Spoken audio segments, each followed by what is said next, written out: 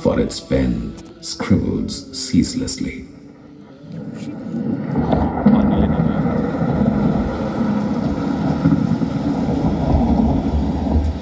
The year is 1036. As the darkness of the night thickens, the earth begins to undulate with rain.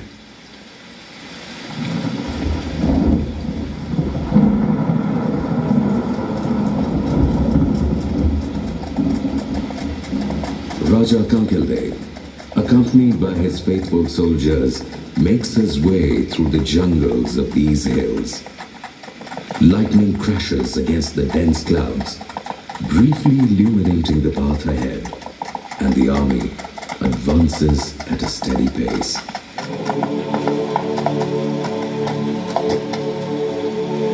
Maharaj, it has become difficult to navigate through this dark, moonless night. There seems to be a hermit's cottage in the distance and ruins of an ancient temple nearby. Shall we camp here tonight? Very well. We shall rest here now and proceed again at daybreak. जैसे से कहानी सुना रहे हैं उसके according इसमें lights ऊपर down up and down होंगे. देख कभी कहीं की लाइट जल्दी कभी कहीं की लाइट जलती है. Ah, we have been blessed with a scarlet sun this morning, unusually bright and affectionate. It seems like a blanket of crimson skies has descended upon us. You should consider this auspicious. We now have the blessings of our sun god, in whose name me and my ancestors are called Surya Vanshis. Yanmandalam Deeptikaram Vishalam Ratnaprabham Tivrapanadirupam Daridra Dukkha Shayakarana Chapunatu Mam Rakshatu. Maharaj, do you not belong to the lineage of Lord Ram? Indeed, Suryavanshi Lord Ram himself is in the lineage of the sun god. I see. When his son Kush left Ayodhya, his descendants founded the city of Rohtasgarh near River Son. And as time passed, they moved to Gwalior and settled around Narwa. Those Suryavanshis were called Kachwaha. Before the establishment of Amer in Jaipur, this region was known as Dhundar, founded by Dulerai in 966 AD. He constructed the temple of Jamvai Mata in Ramgarh, and soon after, she was affirmed the goddess of the Kachwaha dynasty. Raja Kankildev is the worthy son of Dulerai. Swarup Singh Ji, we will abandon Dosa and make our new capital here, on these hills. I like this place. Besides, it's secure as well. And did you hear the greetings of the eagle overhead? What could be more auspicious than such an honorable welcome? Maharaj, this place is indeed known as the Chilka Tila, the hill abode of eagles. It belongs to the Meena tribe. No, Sarup Ji, no. It used to belong to them.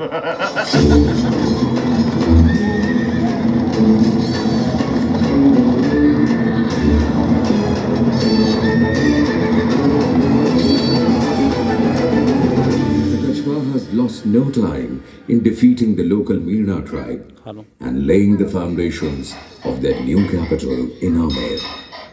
It is believed that Raja Kankildev constructed a fort atop this hill called Kankilgarh and established the Ambikeshwar temple, from where Amer derives its name.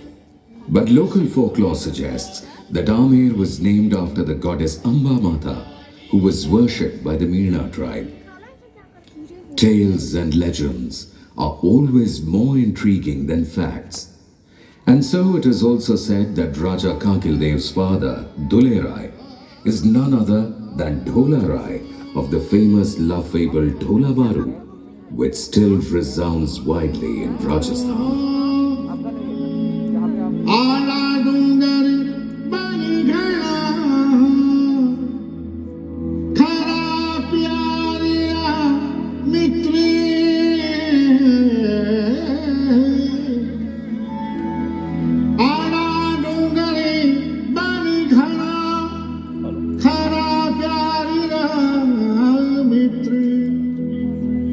देह विदाता पंखी मिली मिली आओ मीत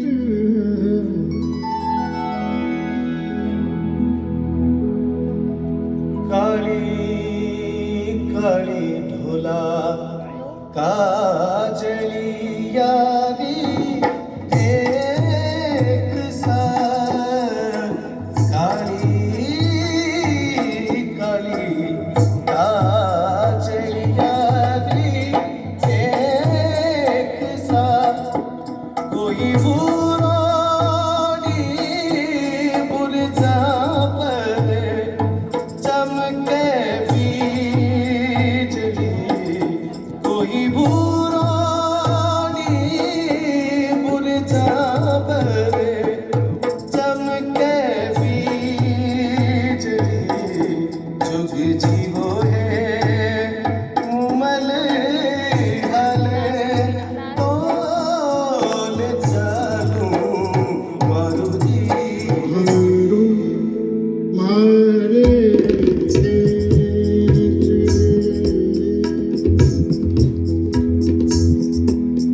केसरिया बालम आउनी भरू भारे पधारो हरे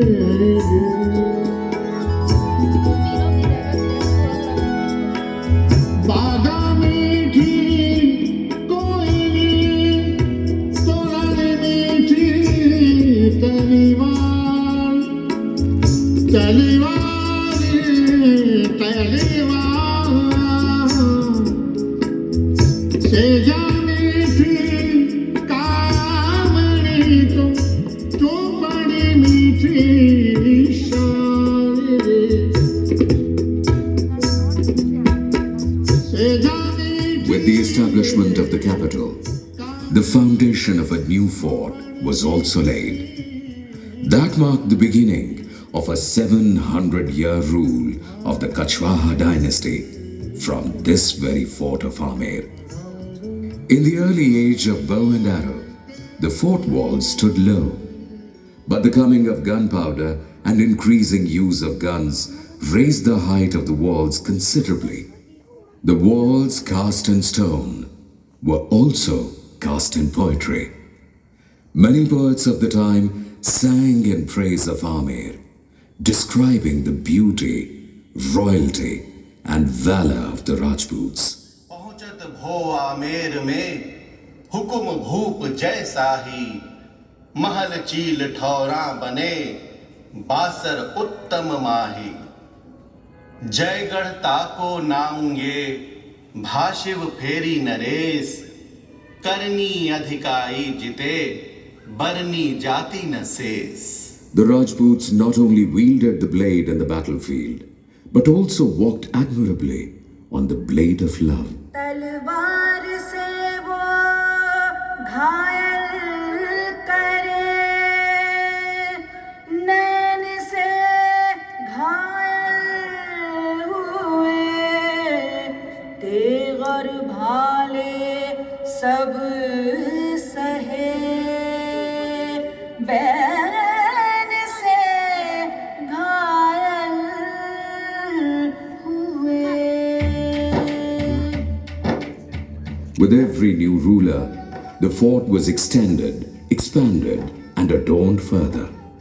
The Kachwahas were not just able warriors, but efficient administrators and strategists as well, maintaining cordial relations with other rulers through diplomacy, friendship, and royal exchanges. Over the centuries, their contribution to India's flourishing riches, traditions, and culture has been significant. Motorcycle आ रही है वो.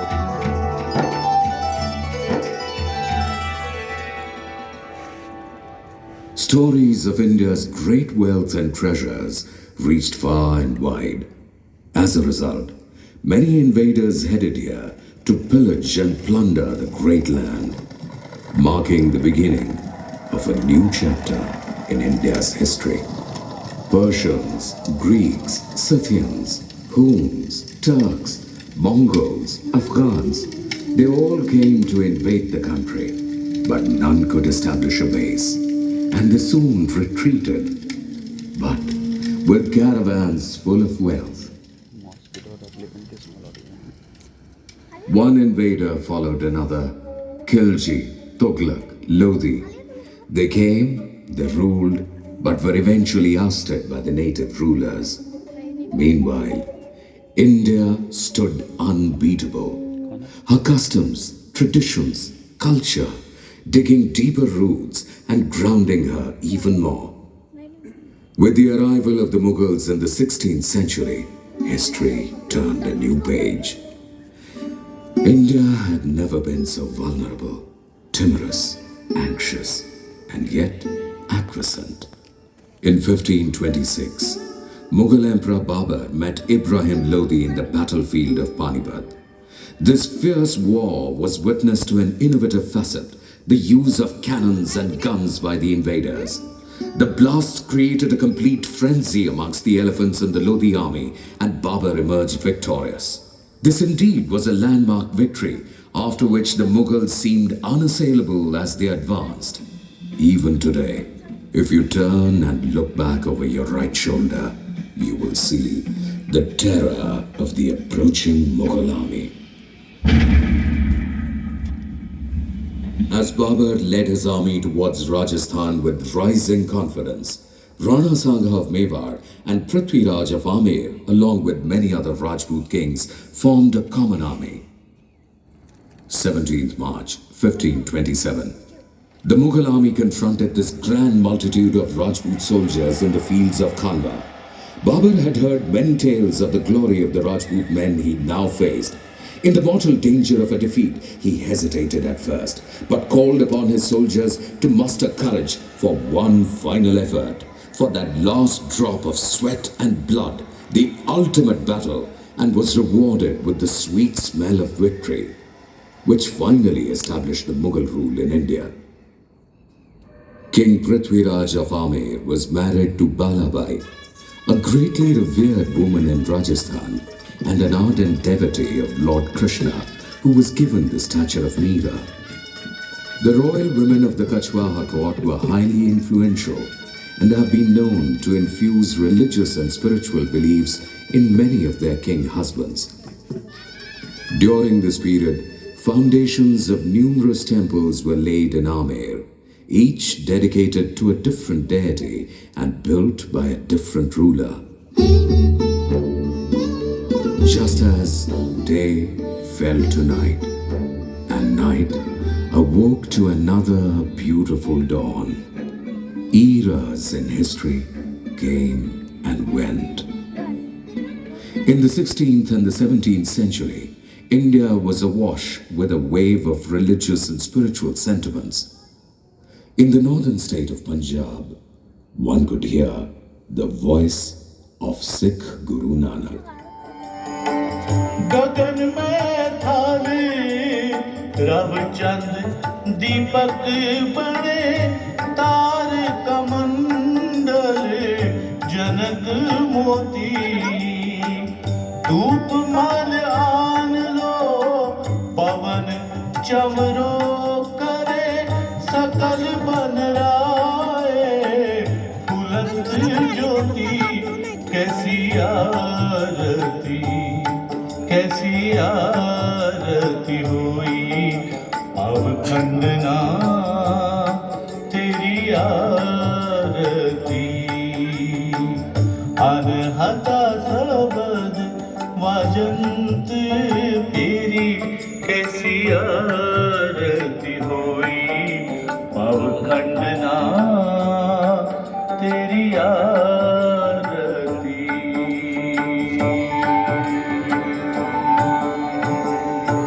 The epic Ramayana inspired Tulsidas in Banaras to pen Ramcharitmanas. रघुकुल रीति सदा चली आई प्राण जाए पर वचन न जाए। In Rajasthan, Rahim and Raskan recited couplets in the Braj language, and the land echoed with the music of Ravidas and Meera.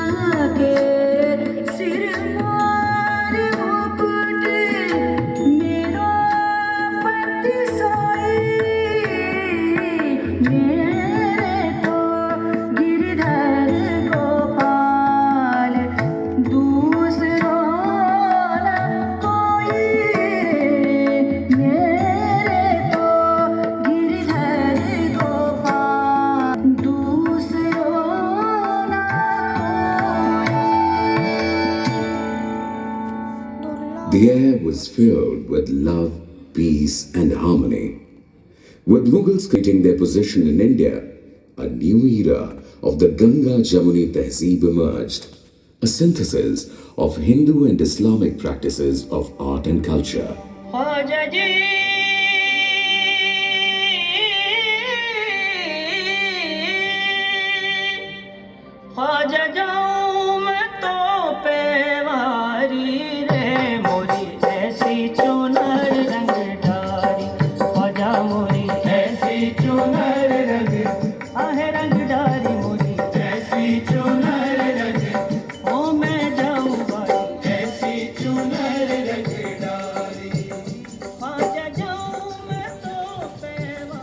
When Emperor Akbar ascended the Mughal throne, he expressed his desire to form military alliances with all Rajput kings. Taking a cue, Raja Bharmal of Amer approached his loyal friend Majnu Khan, one of the commanders of Emperor Akbar, to arrange a meeting. Jahanpana, I take pleasure in introducing to you Raja Bharmal of Amer, chief ruler of the Kachwaha dynasty of Rajputs, known for his humility, nobility, and valor. It has been his heartfelt desire to walk in your shadow and offer allegiance to the mighty emperor. The great Emperor Babur had mentioned in his memoirs that if the desire to rule over India is to be successfully fulfilled, it stands imperative to respect and regard the traditions, culture, and sentiments of every clan, sect, or tribe of the nation without interference or intrusion. It is our desire to follow the same principles. Very well. Raja Bharmal, I am pleased to see you, and I welcome you to our humble quarters. And what is it that we can do for you? Jahanpana, my only wish is to offer my dear daughter's hand in marriage to you. Bowing my head before my sword, I vow to serve in the defense of you, your family, and your rule. We are convinced of your loyalty, allegiance, and fidelity, Raja Bharmal, and we are delighted to accept the offer for marriage. Your daughter shall now be known as Malika-e-Azam, the Queen of the Empire. 6th February 1562. The city of Mughal Emperor Akbar and the daughter of the Rajput king Raja Bharmal, Harkabai, tied the conjugal knot according to Hindu traditions. The city came alive with the vibrant colors of Rajasthan, resounding with myriad folk songs and the Ghumar dance.